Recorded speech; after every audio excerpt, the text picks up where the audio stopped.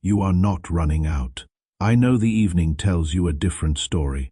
I watch you when the house finally goes quiet, how you stand at the counter with one light on, adding up what remains of your strength, your patience, your faith, reading the small total like a warning. The counting has become such an old habit that you hardly notice you are doing it anymore. I notice. I have been listening to that silent arithmetic for years. I have not turned away from it once. Some of the counting happens in numbers, some of it happens in weight. There is the pause. At the end of a long day, when you measure how much of you was spent and how little came back, there is the way you open the same cupboard twice. Not because you forgot what it holds, a part of you keeps checking. You divide your energy. The way a careful cook divides flour in a lean month. A portion for this person, a portion for that duty, a thin scraping saved for yourself. And when somebody asks how you are, you answer in the voice of a person who has already done the math and decided not to publish the result. Even in bed, the tally keeps working. You review what was said, what was spent, what was promised. The way a shopkeeper counts the drawer after closing, you measure the person you used to be against the person this year has left standing. The comparison never comes out kind. Then morning arrives, you get up anyway. You carry the whole ledger into another day with a steadiness that nobody around the table recognizes as bravery. I recognize it. I have watched that quiet courage more mornings than you could. Time gets counted too quietly. That counting hurts the most. How many good years might be left? How many visits before a distant parent grows too old for the trip? How many chances remain to repair what went stiff between you and someone you love? You never announce these sums. They surface on their own, in the car, in the shower, in the pause, after an old photograph. And each time one of them surfaces, you file it away with the rest of the low numbers, one more entry in the ledger of not enough. I was beside you every time it happened. None of it passed unaccompanied. I hear the question underneath all of it too. It was never really about the cupboard or the calendar or the lists you keep. It is one small fear, wearing many aprons. Will there be enough of the month? Enough of your health, your courage, your second chances? But beneath even that, asked so quietly you barely admit it exists. Will there be enough of me? You have carried that question into rooms where you smiled the whole way through. Nobody sitting near you guessed. I did not have to guess. Let me name what nobody else has seen before. You ever count what is left for you? You have already handed the first and best portions away. The largest share of your day goes to people who will never learn what it cost you. Serve the fullest plates and keep the smallest one. You answer messages at hours when nobody answers yours. You hold the family calendar, the work deadline, the slow worry over someone you love all at once, and you call it normal. Then at the end you sit down with the little that remains of yourself. You study it like an accountant with bad news. That secret bookkeeper in you has never slipped past my attention. Not one evening of it was spent invisibly. There is more that stayed hidden. Your prayers have grown shorter. You felt guilty about the shrinking, as if it measured a failing faith. It measured no such thing. A person who believes the supply is low begins to ration everything, even words. To me, you are not drifting, you are rationing. And here is the strangest hidden thing of all. Nobody counts the counter. You keep the totals for an entire household, an entire circle, sometimes an entire workplace. No one has ever sat down to reckon what remains of you. I have. I keep that ledger with more tenderness than you keep any of yours on the hardest evenings. The numbers stop being numbers. You look at what is left of the year, of the plans of the family you started out with. And you do not just see little, you feel little, as if the size of the remainder were the size of your worth, as if a shrinking pile proved a shrinking person. That is the sentence nobody in your house knows you carry. It presses on your chest at the exact hour when no one is awake to contradict it. So let me be the one awake. Let me contradict it. There is a reason you keep the total secret. I have seen that too. Saying the numbers to another person feels like undressing the fear, like admitting that the pantry of you is emptier than the smile suggests. So when help is offered, you soften it away. You say, we are fine. You take care of the ones who might have taken care of you. Staying the strong one feels safer than being seen at low levels. The cost of all that careful privacy is heavy. You are surrounded and unaccompanied at the same time. Hear me clearly here. Low levels never disqualified anyone from my company. I sit with half-empty people. It is where I am most at home. Trace that sentence back with me, and be gentle with yourself while we walk the rule underneath it. Whatever is left over is the beginning of running out. Did not fall from heaven. You built it, and you built it in honest weather. Somewhere behind you sits a season when counting was survival, a stretch when the numbers truly did not close, when watching every level was the difference between managing and drowning. The vigilance kept you upright. Then I honored it. But seasons end, rules forget to the scarcity past. The accounting stayed, and a rule built for famine, worn daily in ordinary weather, will slowly teach a soul to live braced. Look what the old rule taxes from you. Now you can be handed a good day, and spend most of it watching for the moment the goodness dips. You can sit at a full table and privately calculate how long fullness lasts. Somebody thanks you, loves you, blesses you, and a voice inside is already murmuring that the levels are dropping. The rule never lets a gift finish being a gift. It converts every blessing into inventory before your heart can taste it. I am not scolding you for any of this. I am grieving it with you. I know what it cost you to learn and what it is costing you to keep. Now hear how I count. I count differently than fear.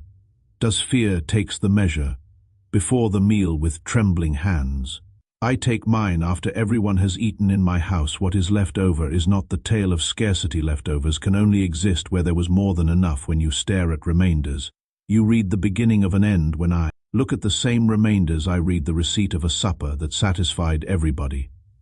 Same pile, opposite testimony. And the distance between those two readings is exactly the distance I intend to walk you across before these words settle. Picture two people in front of the same half jar of flour.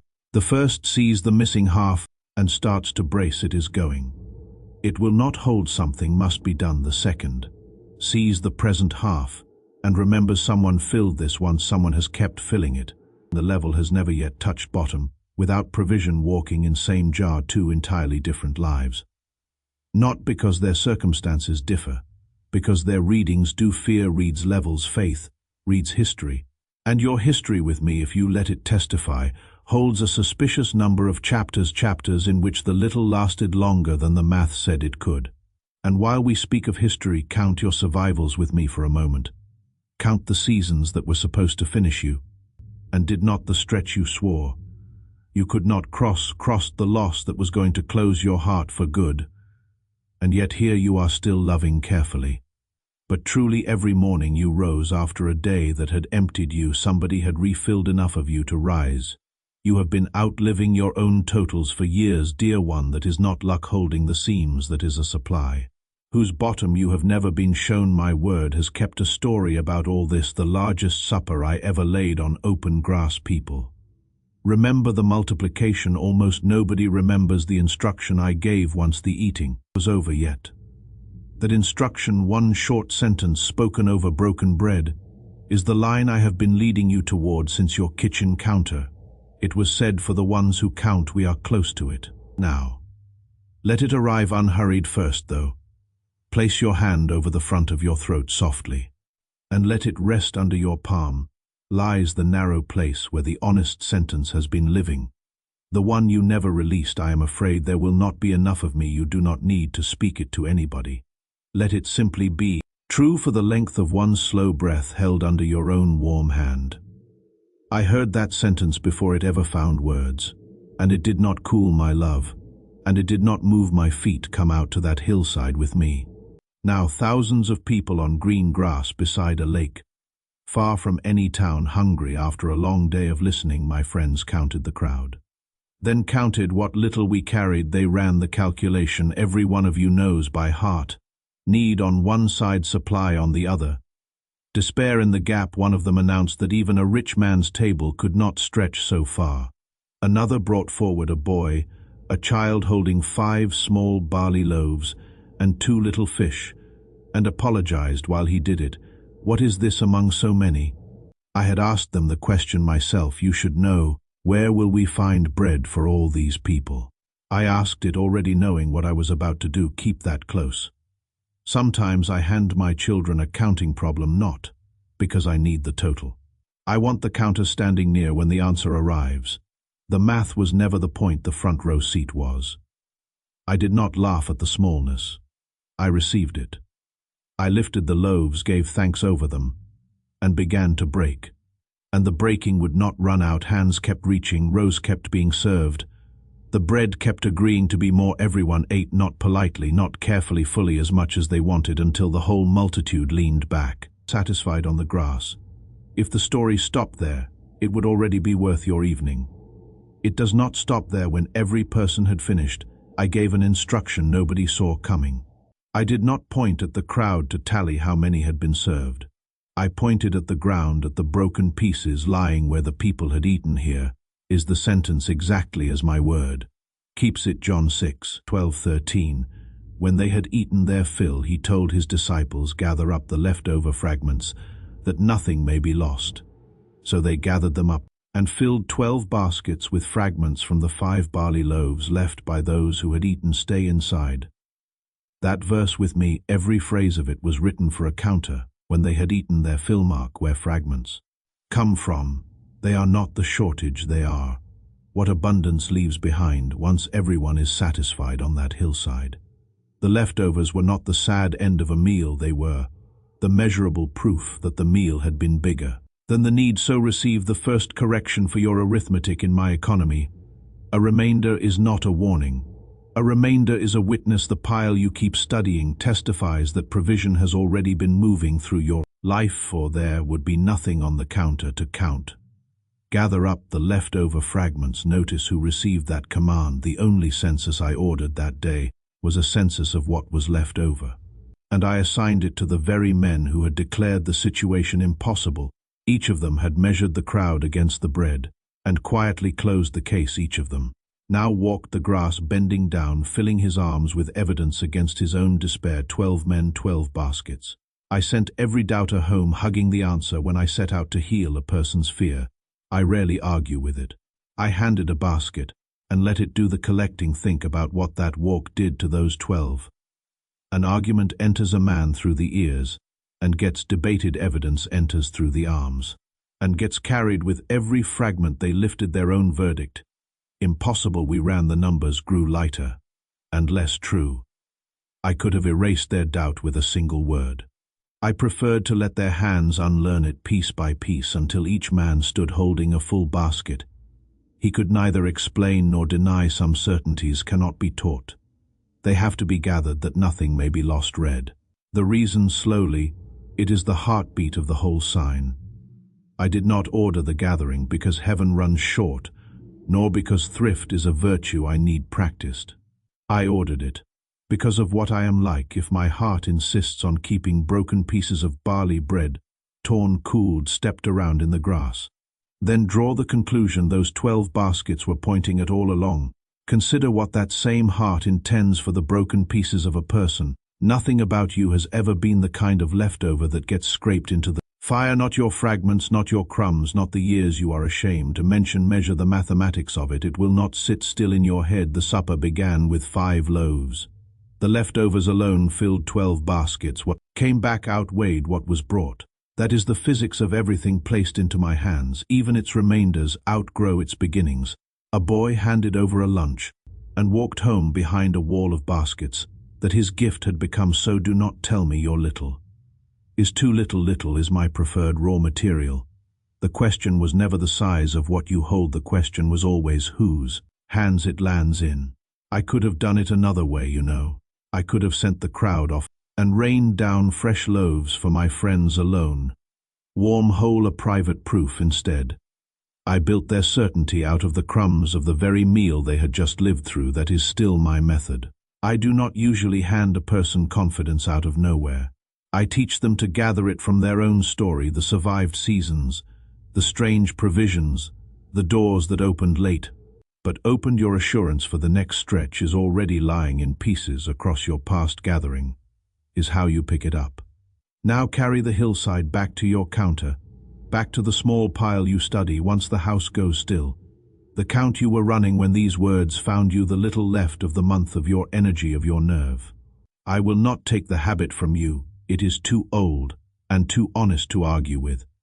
But I am changing what the total testifies. You have been counting remainders, and hearing a countdown count again with me slowly, and hear a testimony. Instead, everyone got fed something is still here. And the one who did the multiplying has given standing orders that none of yours be thrown away. Maybe you have spent years feeling less like the fed crowd, and more like the fragment, the piece that broke off, the piece left on the grass while everybody else moved along. If that is your story, give me one word in the comments. Gathered. Write it slowly, the way a rescued piece is laid into a basket, and let it stand as the opening line of a new kind of counting. Because that is your place in this story. You are not the shortage, you were never the shortage. The seasons you wrote off as ruined, the year that broke apart in your hands, the calling that stalled the younger self, that a hard stretch tore into strips, none of it is refuge to me. You have been treating yourself like a crumb, and treating crumbs like garbage. I do neither. I bend down for fragments. It is among the oldest habits of my love. I have no intention of outgrowing it. And if your deepest ache is the fear of being the one left over, the child who came second in a parent's attention, the friend kept for emergencies, the worker passed by when names were called, then look once more at what happened on that grass. The crowd was estimated 5,000, give or take. Nobody recorded who they were, but the fragments were counted piece by piece into baskets carefully on my instruction. Estimation is for multitudes, counting is for treasures. The world may have filed you among the extras. I have been counting you among the kept. Whoever you are inside this, the gathering, has your measurements, the one who raised everybody. And now sits in a house gone quiet. Your pouring out was itemized, not evaporated. There is a woman who starts over so often she jokes about it. Her restarts are not scattered drafts to me, they are collected chapters. The man who works, and cannot tell anymore whether any of it matters. It matters. And I am the one keeping account, the grieving one too. The love you still feel for somebody you can no longer call has a home. I am keeping it warm. None of these pieces lies beyond my reach. None will be left in the grass in my house. What is handed down is not embarrassing. Families who have loved long enough know this already. The most treasured things at their table are usually the passed along ones, the recipe with a missing step, the chipped dish nobody will replace, the blessing still said in a grandfather's wording, leftovers, all of it by the world's accounting, heirlooms, all of it by mine. You come to me exactly like that, carried through mercy after mercy, chipped and kept, and more precious for having survived. What remains of you after the hard years is not the lesser you. It is the heirloom, and the gathering reaches further than the visible. The prayers you assume dissolved, because the answer has not appeared, collected, every syllable kept, where nothing spills. The kindness you poured into people who moved on without a word, it did not soak into the ground and vanish. I keep what love does, even when people will not. The faith you are half ashamed of, small as a crust. I have multiplied smaller. You have just heard me do it. What you gave in secret did not fall outside the baskets. What you endured without witnesses did not go unwitnessed. Your pieces have been picked up all along. You simply could not see the hands. Even your tears have not been falling into nowhere, what the world lets evaporate. I bottle somewhere in my keeping. There is an accounting of every hidden cry you decided not to show anybody, itemized with a tenderness no bookkeeper on earth would understand. You thought the weeping was waste. It was. In trusting nothing squeezed out of a praying heart rolls off my table and disappears. When I say, I gather, I do not only mean bread. Do not fence off the years either, the ones you call lost to the wrong turn, the wrong silence, the long detour. I am not able to waste what is placed in my hands, that includes seasons. Inside those years you are being made into the person who can hold what I am handing you. Now the patience you did not have before, the mercy you could not feel, yet the depth that only grows in low places. I will not promise to return the years the way they were. That was never the shape of my redeeming.